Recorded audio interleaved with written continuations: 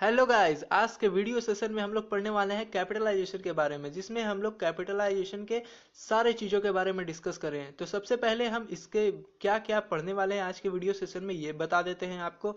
तो सबसे पहले हम लोग पढ़ेंगे मीनिंग एंड डिफिनेशन के बारे में, इनग्रेडिएंट्स ऑफ कैपिटलाइजेशन के बारे में, टाइप्स ऑफ कैपिटलाइजेशन के बारे में, और इसके काउजेस क्या क्या होते हैं उसके बारे में, और लास्ट में इसके जितने भी थ्योरी ऑफ कैपिटलाइजेशन है सारे के सारे को हम लोग आज डिस्कस करने वाले हैं।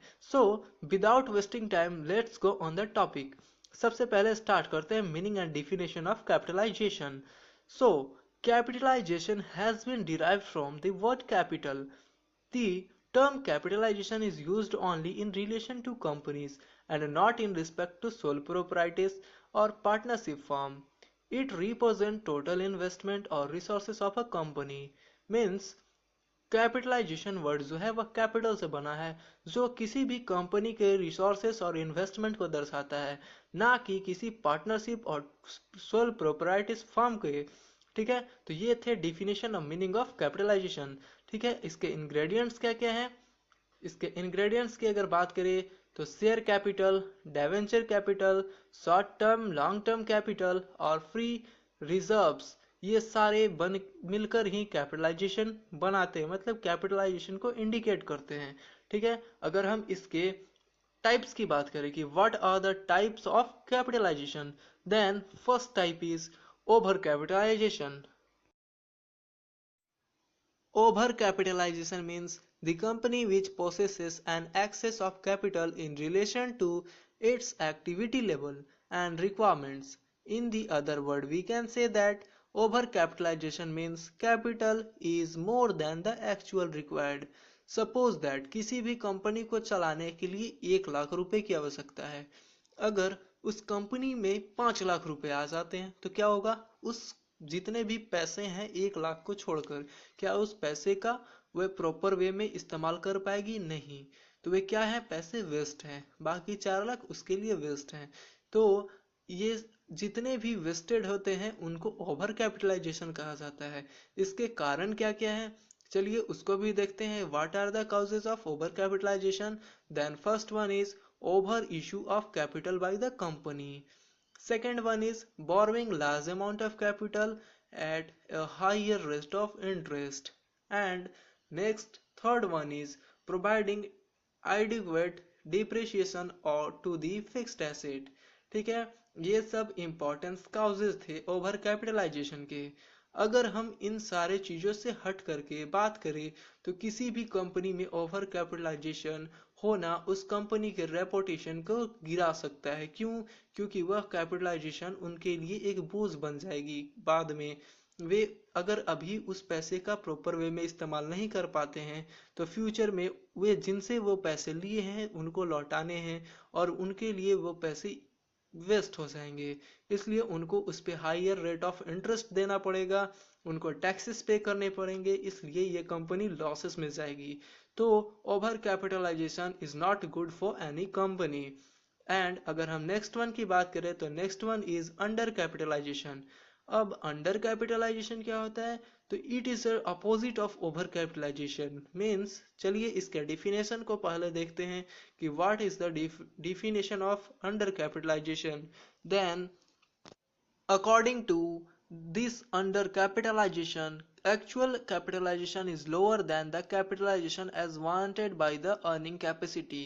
Means किसी भी कंपनी को जितनी अर्निंग करने के लिए कैपिटलाइजेशन की रिक्वायर्ड होती है, अगर उसको उतनी कैपिटलाइजेशन नहीं मिलती है, कैपिटल नहीं मिलती है, तो क्या होगा, वे अंडर कैपिटलाइजेशन कहलाते हैं। जितने भी कैपिटल जो रिक्वायर्ड नहीं है किसी भी कंपनी के लिए उनसे कम हो जाती है, मतलब रिक्वायरमेंट से कम होना कैपिटलाइजेशन, कैपिटल, उसको अंडर कैपिटलाइजेशन कहा जाता है।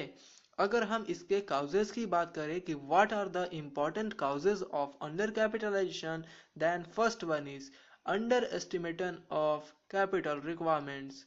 Next one is underestimation of initial and future earning, maintaining higher standard of efficiency. Means जितने भी कैपिटल रिक्वायर्ड हैं उनको एस्टिमेशन नहीं कर पाते हैं, उतने लेवल तक नहीं कर पाते हैं, उनसे कम करते हैं, तो यह भी नुकसान देगा। अगर हम नेक्स्ट की बात करें तो नेक्स्ट है कि जितने भी फ्यूचर में अर्निंग को बनाने के लिए इनिशियल डिपॉजिट इनिशियल कैपिटल की आवश्यकता होती है उतना नहीं हो पाता है, तो भी वह कंपनी एक अपनी कैपिटल को प्रॉपर वे में यूज नहीं कर पाती है। अगर हम इसके बाकी इन सारी चीजों को देखें तो किसी भी कंपनी को उसके एस्टिमेशन पे ही डिपेंड करता है उसके फ्यूचर में होने वाले earning. So this all about the capitalization and we हम लोगों ने जैसा कि डिस्कस किया आज के वीडियो में कि what are the capital, what are the capitalization, what are the ingredients, causes and its types के बारे में। अगर हम लास्ट में बात करें कि what are the theory of capitalization, then first of all we will go for the cost theory of capitalization। Means किसी भी कंपनी का cost theory of capitalization होता क्या है, ठीक है, तो इसके बारे में हम लोग डिस्कस करते हैं। तो first, what is the cost theory of capitalization? According to this theory, the capitalization of a company is determined by adding the initial actual expense to be incurred in setting up a business enterprises as a going concern. It is aggregate of the cost of fixed asset as like plant, machinery, building, furniture, goodwill, etc.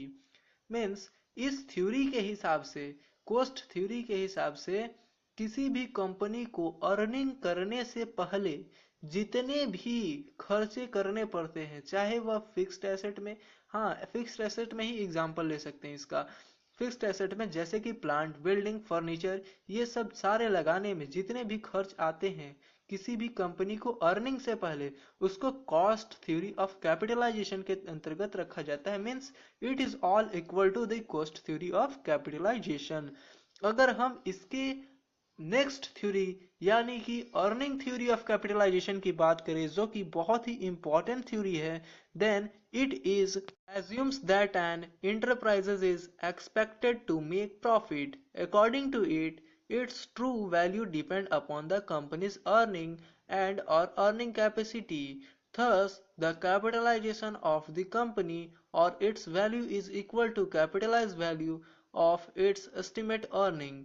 Means theory of capitalization को अगर हम short में समझे तो किसी भी company के theory of capitalisation के तहत ही कोई भी इन्वेस्टर, कोई भी शेयर होल्डर, खरीदने वाले उस कंपनी में अपने पैसे को इन्वेस्ट करते हैं क्योंकि वो उन कंपनी के पास एक अर्निंग थ्योरी के हिसाब से मीन्स उनके पास एक पीएल अकाउंट होता है, means profit and loss account, जिसके तहत उन कंपनी के पूरे भी इनकम, पूरे लॉसेस के बारे में हम लोग जान सकते हैं। इसके बाद ही कोई कंपनी उस पर इन्वेस्ट करती है। सो इन दिस वीडियो हम लोगों ने आज पूरे वीडियोस में कैपिटलाइजेशन के हर चीजों के बारे में पढ़ लिया।